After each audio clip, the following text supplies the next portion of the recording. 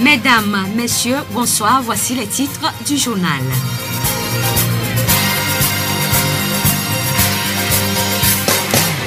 Les volontaires de la Croix-Rouge se forment sur les premiers secours à Thiéviers. La propreté de l'environnement est un frein à la propagation des moustiques. L'Agence nationale pour l'emploi et ses partenaires se mobilisent pour réussir la première édition des Journées de l'emploi à Thiéviers.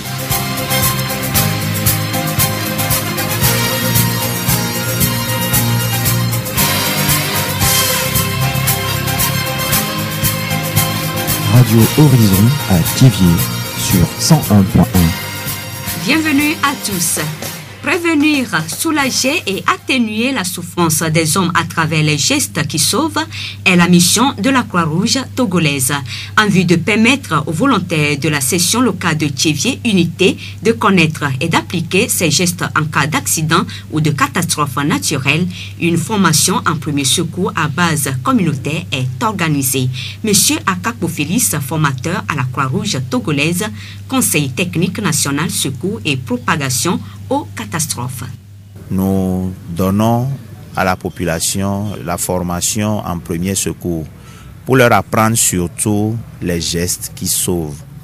Ici, l'objectif est de faire en sorte que dans chaque ménage ou dans chaque maison, il y ait au moins quelqu'un ou quelqu'une qui maîtrise les gestes qui sauvent, afin d'être le premier maillon de la chaîne de secours avant l'intervention des équipes médicalisées ou spécialisées. Nous espérons qu'à la fin de cette formation, tous les candidats soient à même d'intervenir en cas d'accident dans nos milieux. Nous savons que les sapeurs-pompiers sont souvent loin de nos populations et que nos volontaires soient les premiers à intervenir de façon efficace pour alléger les souffrances des populations ou des victimes. Ne pas réviser, c'est désapprendre, raison pour laquelle il est nécessaire aux secouristes diplômés de faire des recyclages. Celui qui reçoit une formation et qui ne l'actualise pas perd beaucoup de connaissances. Ceux qui sont déjà formés et qui viennent actualiser leurs connaissances, nous les appelons des recyclés. Et dans notre démarche, ceux qui font un certain nombre de recyclages seront aptes à être présentés au monitorat pour gravir les échelons et pourquoi pas devenir des instructeurs de la Croix-Rouge togolaise. Donc c'est l'une des grandes conditions pour évoluer dans l'institution. Les formations même en premier secours sont des formations assez actives. Nous voyons déjà jusqu'à aujourd'hui que les participants sont assez dynamiques. Ils participent, ils viennent faire les séances de pratique et des illustrations. Nous espérons qu'ils vont pouvoir restituer ce que nous leur avons enseigné. Nous remercions M. Akapo Félix, formateur à la Croix-Rouge togolaise, Conseil technique national, secours et préparation aux catastrophes pour ces explications. Rappelons que cette formation a débuté hier mercredi 16 septembre et va prendre fin samedi 26 septembre 2015. Elle va être sanctionnée par un examen. La voix du Zion. Le projet de santé Anza Solution Knowledge ASK de lutte contre le paludisme et les maladies cardiovasculaires de l'AESEC de l'Université de Lomé a démarré aujourd'hui à Assomé. Agbeto Florent est le vice-président chargé du marketing et de la communication à AESEC UL. AESEC, on a une organisation de jeunes luttant pour l'épanouissement de tout le monde de la jeunesse. Dans ce cadre, on a initié un projet de santé dénommé ASK, qui est un projet de lutte contre les maladies cardiovasculaires et le paludisme. On est là à Assomé parce qu'on a eu à faire certaines analyses et on a vu qu'à Assomé, dans la zone rouge, côté paludisme. Donc on a voulu apporter notre contribution à l'éradication de cette maladie-là dans la zone de Assomé. On est là ici à Assomé pour pouvoir consulter la population, les tests d'hypertension, de prise de tension, les tests de glycémie, les TDR pour le paludisme et aussi les sensibiliser sur les causes du paludisme et comment ils doivent les prévenir. Donc il y aura une phase consultation, une phase conseil et une phase sensibilisation sur ces maladies-là, à savoir le paludisme et les maladies cardiovasculaires. C'est un projet social, donc on veut bien sûr apporter notre aide à la communauté. Donc ces tests-là sont vraiment gratuits. Tout cas positif qui va être détecté sera pris en charge gratuitement. Dans le projet, on est en partenariat avec les structures de la place comme le PNLP qui est chargé de pouvoir prévenir, guérir contre ce paludisme. Donc les patients qui seront déclarés positifs pourront avoir des traitements auprès de ces cadres-là. À Sommet ici, on a ciblé le centre Nazareth. Donc on va le mettre en contact avec le PNLP pour qu'il puisse avoir un traitement adéquat. Donc j'aimerais qu'il puisse sortir massivement pour pouvoir profiter de cette grande campagne-là qui touche leur santé. Sans la santé, on ne peut rien. Agbeto Florent, vice-président chargé du marketing et de la communication à AUSEC UL. Le comité d'organisation des journées de l'emploi à Thiévié poursuit ses réunions techniques. À quelques jours de cette manifestation, les membres du comité sont sereins. Les préparatifs des journées de l'emploi qui vont avoir lieu du 22 au 25 septembre à Thiévié à Tikoumé se passent dans de bonnes conditions. Madame Gameti Stella, responsable régionale maritime de l'Agence nationale pour l'emploi.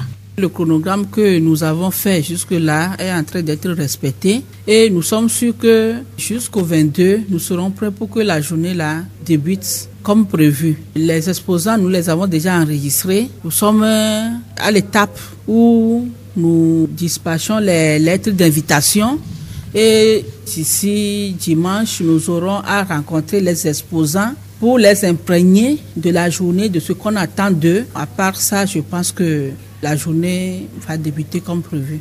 L'événement phare de cette manifestation est le concours d'idées qui récompense le meilleur projet d'entrepreneuriat. Le concours d'idées qui est d'ailleurs une de nos innovations qui permet aux jeunes entrepreneurs de présenter son idée d'entreprise et d'être sélectionné pour un appui financier de création d'entreprise. Cette innovation ou bien ce concours, ça concerne surtout les jeunes de 18 à 40 ans qui ont des idées d'entreprise, des projets déjà rédigés ou des projets qu'ils ont envie de réaliser. Donc, ces jeunes peuvent passer, s'inscrire avec les projets à l'appui. C'est au cours de la journée que nous dépouillerons les candidatures et présenter les heureux gagnants. Et il y aura une suite, un suivi jusqu'à ce qu'ils arrivent à concrétiser leurs idées. Selon Madame Gameti, ces journées de l'emploi vont apporter un plus à tous les participants. Nous voudrions bien que les jeunes, les participants qui viendront à la foire sortent avec la gaieté au cœur, qu'ils puissent partir en disant que de ces 4 journées, j'ai pu gagner quelque chose. Ça peut être de l'emploi, ça peut être des conseils, ça peut être une formation ou bien une information. Je pense que à la fin de la foire, tous ceux qui passeront par là témoigneront quand même qu'ils auront gagné quelque chose de plus que ce qu'ils avaient avant. Madame Gameti Stella, responsable régionale maritime de l'Agence nationale pour l'emploi ANPE. La voix du Zion. Le paludisme est une maladie parasitaire qui tue en moyenne une personne toutes les 15 secondes à travers le monde. Pour lutter contre cette maladie et épargner des vies, les agents sanitaires mettent l'accent sur sa prévention. Monsieur Idrissou Razak est assistant médical à la polyclinique de Thiévié. Pour lui, prévenir le paludisme revient en premier lieu à assainir notre cadre de vie. Les zones à transmission forte, c'est les zones comme le Togo, toute la région tropicale, le Togo, la sous-région, c'est des zones qui sont considérées comme des zones à haute transmission du fait de leur climat, un climat chaud et humide. Donc par rapport à la prolifération, nous avons ce que l'on désigne par site de production. Donc les sites de production, c'est quoi? C'est tout ce qui peut retenir de l'eau. Tout ce qui peut retenir de l'eau pour favoriser la ponte des œufs. Le moustique a besoin de pondre ses œufs dans les eaux qui sont dormantes, les eaux stagnantes, les eaux qui coulent doucement.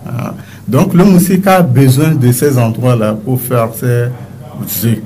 Et donc les œufs vont éclore dans quelques jours pour donner des larves et puis ça devient des moustiques. Même un petit trou laissé par le sabot d'un animal qui est susceptible de contenir de l'eau est un site de production, un gîte larvaire. Donc, par rapport à ça, nous avons des petites mares qui sont derrière les maisons, des fossés, des fosses, des canaux. Ça, c'est des sites de production des moustiques. Des marécages, des rizières, les flaques d'eau, après la pluie, les eaux qui vont stagner là. Le moustique a besoin de ces eaux-là. La production et la prolifération des moustiques demeurent un enjeu par rapport à la survenue du paludisme. Comment éviter donc les piqûres des moustiques? Monsieur Idrissou Razak.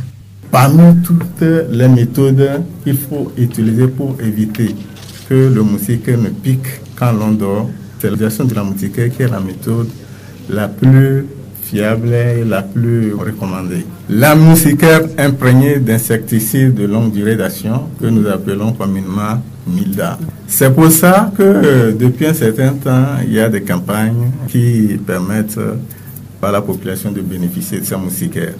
Mais si une personne n'a pas de moustiquaire imprégnée d'insecticides de longue durée d'action, elle peut utiliser la moustiquaire ordinaire. Et la moustiquaire ordinaire, c'est quoi? C'est la moustiquaire qui n'est pas imprégnée. Donc, elle est là.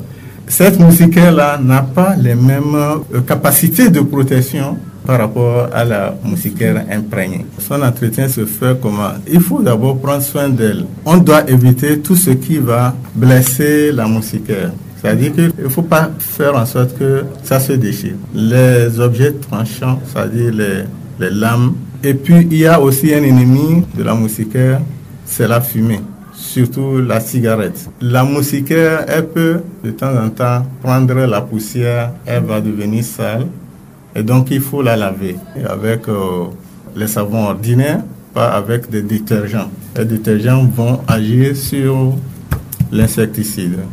La moustiquaire imprégnée de longue durée d'action peut être lavée tous les 3 mois et sa durée de vie est de 5 ans. La moustiquaire s'utilise à l'intérieur, mais à l'extérieur, d'autres méthodes sont conseillées. Dans le salon, on conseille de porter des vêtements qui peuvent couvrir les bras, les jambes, parce que c'est les régions de prédilection. Normalement, nos chambres devraient être protégées par des grilles. Des grilles en nylon ou en fer. Ça aussi, c'est l'autre méthode de protection en dehors de la moustiquaire. Donc, ils vont faire la moustiquaire et les grilles au niveau des fenêtres. Donc, si vous avez les grilles au niveau des fenêtres, et le soir, les ouvertures ne sont pas intempestives, vous allez éviter l'entrée de beaucoup de moustiques dans le salon. En dehors de ça, nous pouvons utiliser dans le salon, dans les chambres, on peut utiliser les insecticides, les spirales. Ils ont le pouvoir de chasser les moustiques et certains tuent les moustiques aussi. Nous remercions M. Idrissou Razak, assistant médical à la polyclinique de Thiéviers, qui nous a parlé des moyens de prévention du paludisme. La voix du Zion. Question du journal à présent. Est-il important de partager ses avoirs avec son entourage? Dawanou Kodjo Joseph, pasteur de l'église Mission d'intercession et d'évangélisation explosive Thiéviers. Il est très important de partager parce que quand nous rentrons même dans la Bible nous a exhorté à partager. Actes 20, verset 35, il a dit c'est pourquoi travailler pour aider les faibles. Tout ce que tu as et que l'autre n'a pas, tu peux le partager avec lui et cela sera une source de bénédiction pour toi. Parce que partager, c'est comme semer. Même si tu ne vends pas la chose, tu le donnes à la personne gratuitement, tu as semé dans sa vie. Et dans cette vie, vous savez très bien, tout ce que tu mets à terre pousse. Du jour au lendemain, ça pousse. Donc, il est très important de partager. Partager, c'est semer. Et si tu sèmes, un jour, tu vas le récolter. Même si tu ne récoltes pas cela, et tes enfants peuvent le récolter. Un membre de ta famille va le récolter. Donc, partage partout où tu es. Tout ce que tu trouves à partager avec les autres qui en ont besoin, partage-les avec eux. La personne qui le fait, en réalité, à vue d'œil, il n'y a rien de bénéfique dedans.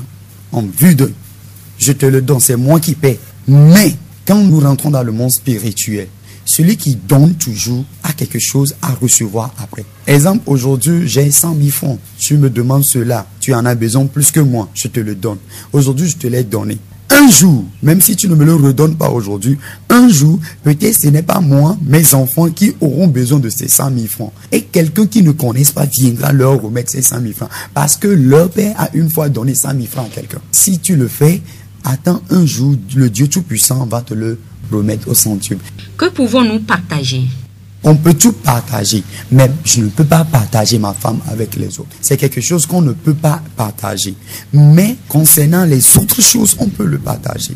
Mais si c'est de l'argent, je peux partager de l'argent. Si c'est ma maison, je peux le partager avec quelqu'un qui en a besoin. Les biens matériels du monde, on peut le partager avec les autres. Mais il y a certaines choses très spéciales qu'on ne peut pas partager. Quand tu rentres dans le livre de Romains 12, l'Éternel demande à ses serviteurs de l'offrir leur corps comme un sacrifice vivant. Donner, c'est un sacrifice. Nous devons apprendre aux enfants dès le bas âge à savoir partager ce qu'ils ont avec les autres. Et cela fera que notre nation sera vraiment magnifique. Quand il y a l'esprit de partage, il y a plus de démunis dans la nation. Toi qui te dis faible, il y a encore quelqu'un qui est plus faible que toi.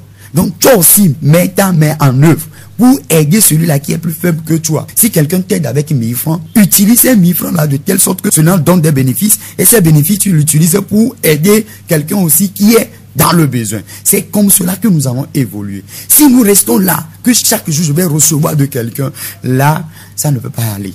Tu dois travailler et aider celui qui est à tes côtés. Nous remercions pasteur Dawonou Kodjo Joseph de l'église Mission d'intercession et d'évangélisation explosive Millet Tchevier.